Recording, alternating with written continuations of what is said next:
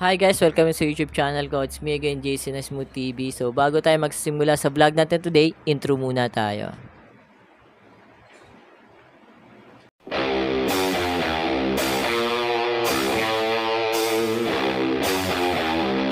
Hi guys, so welcome again sa YouTube channel ko. It's me again, Jason na Smooth TV. So pasensya na kayo guys kung ngayon lang tayo nakapag-update ng videos natin tungkol dito kay Castrol Active Essential. So ginamit natin siya.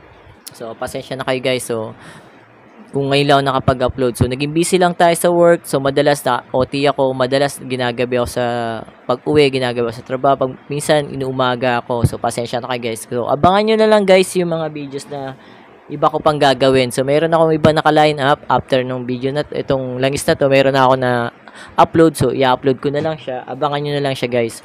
So, meron tayong nagamit na mga ibang langis na meron ako nabili through online, meron ako mga binili sa through online, meron ako mga binili naman sa nasa field ako, napansin ko na iba. So, hindi ko pa na siya nagagamit. So, tinry natin. So, abangan yun guys. So, pasensya na kayo guys kung ngayon lang nakapag-upload at nakapag-update ng videos natin. So, balik na tayo kay Castrol Active Essential. So, disclaimer lang guys ha. Hindi ako expert pagdating sa mga motorcycle oil. Ayon lang to guys sa aking sarili observation and actual ko to ina-apply sa sarili kong motor. So, pagdating dito kay Castrol Active Essential, pag push start sa umaga, start agad. Pag kickstart, one kickstart, start agad. So, wala tayong naging problema pagdating sa umaga pag starting ng ating motor. Pagdating naman sa vibrating sound, wala naman ako napansin dito kay Castrol Active Essential na naging ma-vibrate sa Honda TMAX 125 Alpha habang gamit natin itong langis na to. So, pagdating naman sa annoying sound, wala akong napansin kakaibang tunog o naging meron ako na ibang kakaiba na tunog na kakaiba, annoying, na hindi ako mapakali. So, wala naman tayo naging napansin na kakaibang tunog o naging ano man yung annoying sound ng engine ko, naging iba yung tunog niya, wala akong naging problema. So, pagdating naman sa shifting ng gear, pag kumakambyo ako, hindi naman dumadaplis, hindi naman mahirap ikambyo, at hindi rin naman dumudulas. Okay? So, okay naman tayo. Pagdating naman sa engine performance, wala tayong naging problema guys. Maganda yung hatak, maganda yung arangkada, hindi pigil ang makina. Yun yung kinagandaan nun guys.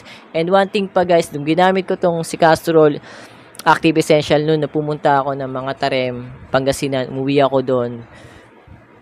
Bumisita ako sa father ko, sa daddy ko. Then nung pumunta naman ako sa Kamiling Tarlac, pumunta ako doon para sa setup ng event namin sa trabaho. So pumunta ako doon, nakamotor din ako.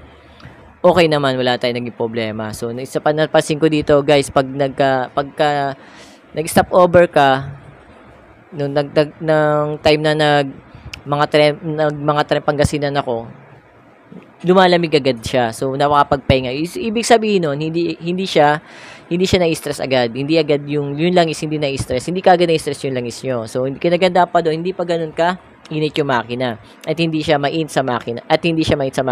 So, at madali pa siya lumamig. Kasi napansin ko sa kanya, pag gamit ko siya, hindi ko nararamdaman sobrang init or mainit sa binti ko or sa hita ko yung motor ko. Kasi pagka nagda-drive tayo, nararamdaman natin, lalo na yung motor ko, si Honda TMAX 125 Alpha, wala naman siyang flaring. So, ramdam ko agad yung kasi nasa binti at hita ko agad yung makina.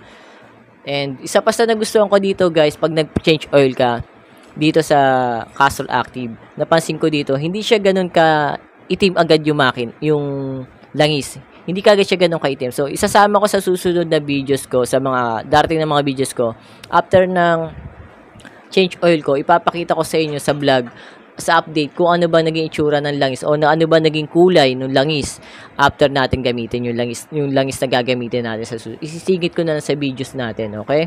So, ganun na gagawin natin. Dito kinagandaan dito, guys, hindi siya ganun kaitim.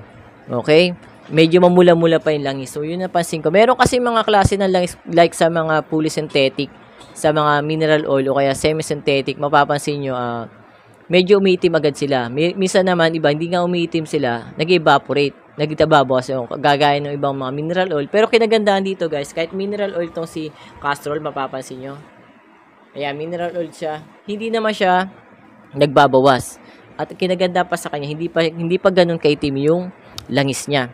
So, yun ang kinaganda sa kanya. Kaya, para sa akin guys, mas maganda yung naging performance niya. So wala akong masasabi. So yun lang talaga, isa lang napansin ko dito. Pag medyo malamig pa yung makina, galing sa bahay nyo, tapos kababiyahe mo pa lang, medyo ano siya, medyo pigil sa umpisa. Pero pag uminit na, maganda.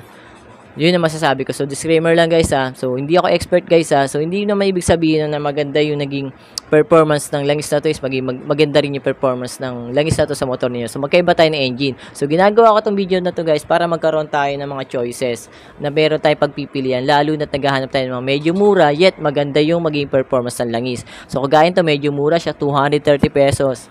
Pero maganda yung naging performance ang langis na to sa motor natin. So, gaya nga sabi ko, hindi naman ibig sabihin na i-recommend ko yun. So, nasa inyo yun guys. So, gaya yung sinasabi ko guys, ginagawa ko itong mga video na to guys para magkaroon tayo ng mga choices. Gaya ng mga hindi natin inasa na pagkakataon na hindi available yung mga langis na nakasanayan natin. Wala doon sa tindahan. So, hindi ka, that's nakita mo sa videos ko, napalo mo sa vlog ko na ginamit JC Smooth TV na okay yung naging performance. So, magkakaroon kayo ng idea. Kaya ginagawa ko itong vlog ko na to, magkakaroon kayo idea and choices.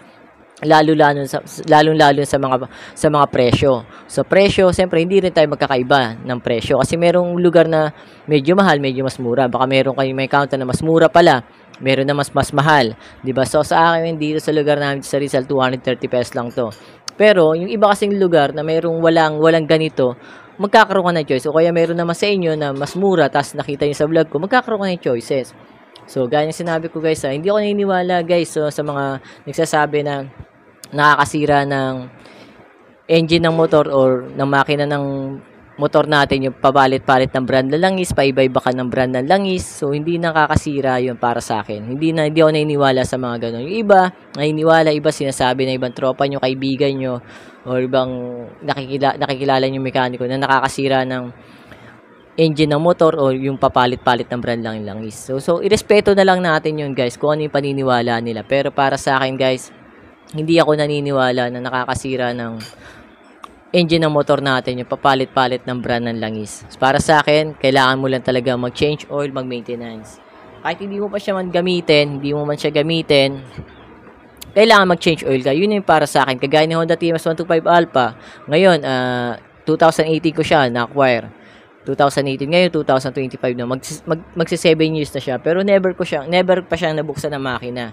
Maganda pa yung performance niya. So, anong mga simple lang yung mga napalitan ko. Nakapagpalit na ako last month lang. Nakapagpalit na ako ng barbula. Then, palit na rin ako ng valve seal. Kasi medyo nag-lose compression siya nung nakaraan. Medyo nag-lose compression ako. Pag minsan kasi mahirap, hindi na siya hindi pa naman ako medyo nag-lose compression. Kumbaga pagka ni-start ko siya, medyo malambot na siyang sipain. So nahirapan ako i-start nung nakaraang buwan. So ginawa ko, nagpalit ako ng barbula, then original, then nagpalit na rin ako ng valves. Ngayon okay na. Yun pa lang yung naging problema, mga minor. Pero sa mga yung binuksan yung makina, binaba makina, wala pa. Hindi pa naangat yung pinaka-block nun, hindi pa naayos. Pero pinapacheck ko naman, pinatitignan ko. Wala pa ako naging counter na masyado naglalangis yung motor ko. Wala pa. Hindi pa ako napapansin na masyadong nasisira yung mga valve seal, yung mga gasket niya, wala pa. So, hindi naman nag-usok yung motor ko. So, ibig sabihin nun guys, yung nag-experience ko na papalit-palit ako ng brand ng langis. Halos lahat, marami na ako na gamit, marami na tayo na try, marami nyo na kayo napanood sa akin. So, wala naman naging problema sa motor ko. Yun lang yung masasabi ko. Kaya kung ano man yung sabi nila na nakakasira ng motor, yung papalit-palit ng brand ng langis, irespeto na lang natin kung ano yung paniniwala nila. Pero para sa akin, ang paniniwala ako, mag-change oil ka, maintenance ka, mag-regular ka, kasi yun yung talagang, tapos ugaliin mo na every month. Para sa akin lang, every month magpalit ka. Kasi unang-una, araw-araw mo yung ginagamit. Araw-araw mo siyang ginagamit. Pangalawa, siyempre, hindi mo alam kung gaano kalayo yung biyahe mo. Tapos pangalawa, yung mga langis, may mga langis may time na yung nagagamit natin nag-evaporate. Kailangan talaga natin. Yung iba mabilis numimipis. So, ibig sabihin na pagka masyado, umiinit na yung makina mo masyado, numinipis na yung langis mo. Kailangan, tip ko lang guys, pag nag-change oil ka, pag ang nilagay mo is for example ito, 1 liter, kailangan lalabas yan after a month 1 liter. Huwag mo na paabutin yung iba kasi naabot nila ng milyahe sa every kilometer. Ako hindi, every month eh. Every month, kahit minsan di ko pa nga siya nagagamit madalas kasi minsan iba yung ginagamit ko, yung 2-stroke ko eh. So, pampalit, yun din yung ginagamit ko pag sa pagpasok sa trabaho. So, depende yun. So, ngayon, para sa akin, hindi nakakasira yun guys. So, ang sa akin lang guys, ginagawa natin to videos na to. Para sa inyo to guys, hindi rin para sa akin. Para magkaroon kayo ng idea. So, ngayon, tandaan natin, nagtataasan na lahat ng bilihin guys, di ba? Lahat nagmamahal na. So, ngayon tayo, humahanap tayo ng ibang choices na medyo mura yung langis pero maganda yung magiging performance. So, hindi kayo papahiya. So, sana nakatulong to mga videos ko guys. So, sana patuloy nyo panoorin pa yung mga videos ko. Maraming salamat guys. So, abangan nyo yung mga upcoming videos ko pa. Maraming salamat guys. I love you. Bye bye.